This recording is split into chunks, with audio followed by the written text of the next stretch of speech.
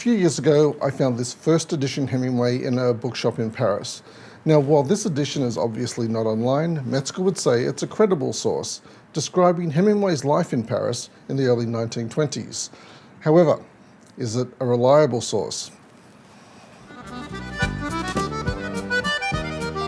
This week, you and your colleagues return to the Metzger reading, which is based on assessing the credibility and reliability of online information. The Metzger article contains extremely important knowledge, highly relevant to this unit's assessments and to academic research in general. It is crucial that you take time for a close and detailed reading of the Metzger article. I've included a link below for your convenience. So, back to my example. Hemingway's A Movable Feast, first published in 1964, 3 years after Hemingway's death, which is another story.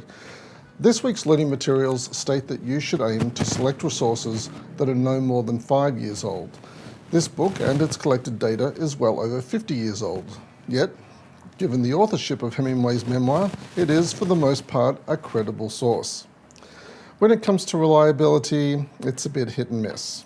Yes, Hemingway provides specific addresses of hotels, cafes, apartments and bars, and while many of these locations can still be found in Paris today, some of them are gone. A Movable Feast, well, it speaks to a nostalgia shared by many. However, the spirit of place that dealt in Paris in the 1920s has long been transformed. In this case, the data is accurate for a specific time. If A Movable Feast had been published in the 1920s, or even the 1930s, Metzger would class it as both a credible and a reliable source for visitors to the City of Lights in that era. The search for credible and reliable sources should underpin your research. The value of your resources will also depend on your purpose and how you use a resource to support your argument or to strengthen your discussion. They should work like a handshake, where the quality of the resource and your purpose for the resource are a demonstration of mutual benefit.